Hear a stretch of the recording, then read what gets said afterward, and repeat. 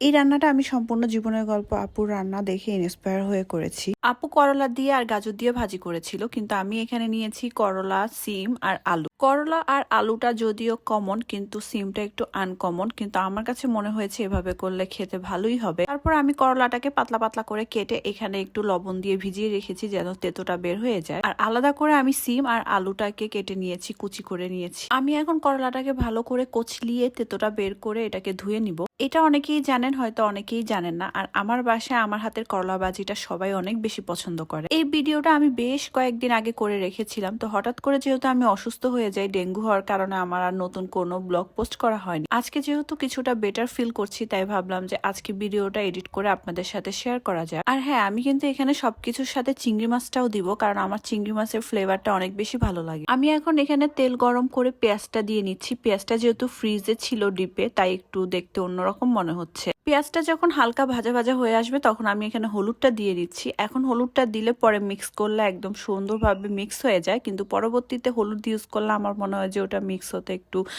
ঝামেলা হয়। তো এই পর্যায়ে আমি এখানে চিংড়ি মাছটা দিয়ে নিয়েছি। এখন চিংড়ি মাছটাকে আমি কিছুক্ষণ একটু ভাজা ভাজা করে নিয়ে তারপর আমি এর মধ্যে করলাটা দিয়ে দিব। আমরা এমনিতেও নর্মালি করলা ভাজির সাথে চিংড়ি মাছটা দিয়ে খাই, এটা নতুন কিছু না, কিন্তু আমার কাছে এটা একটু ইউনিক লেগেছে যে করলার সাথে সিম দিয়ে আলু দিয়ে ভাজিটা। এই তো আমার করলাটা এখন সম্পূর্ণ দেওয়া হয়ে গেছে। আমি এখন এটাকে ভালো করে মিক্স করে নিব। আর করলা ভাজি করার সময় একটা জিনিস সবসময় মাথায় রাখবেন, করলাটাকে একটু ছড়িয়ে দিবেন, একদম গুছিয়ে রাখবেন না। আমার করলাটা এখানে হচ্ছে, আর আমি একটু পরপর এটা এসে নেড়ে দিব। অনেকেই আছে একদমই করলা খেতে পারে না, কিন্তু করলার গুণাগুণ কিন্তু অনেক। আমি নিজেও আগে কখনোই করলা খেতে পারতাম না, কিন্তু এই ওয়েতে ভাজি করার পর আমি এখন সবসময়ই করলা খুব বেশি পছন্দ করি। ইভেন আমার বাসায় অনেকেই এখন করলাটা খায়। আগে শুধু আমার আব্বু খেত, কিন্তু এখন অনেকেই খায়। তো এই তো আমার করলাটা কিন্তু ভাজি একদম কমপ্লিট হয়ে গেছে। আমি এখন বাটিতে উঠিয়ে নিব। আর দেখেন আমি বাটিতেও কিন্তু করলাটাকে একটু ছড়িয়ে দিচ্ছি। গুছিয়ে রাখলে আমার মনে হয় যে করলাটা তেতো হয়ে যাওয়ার সম্ভাবনা থাকে। আপনারা চাইলে কিন্তু এখানে সিম ছাড়াও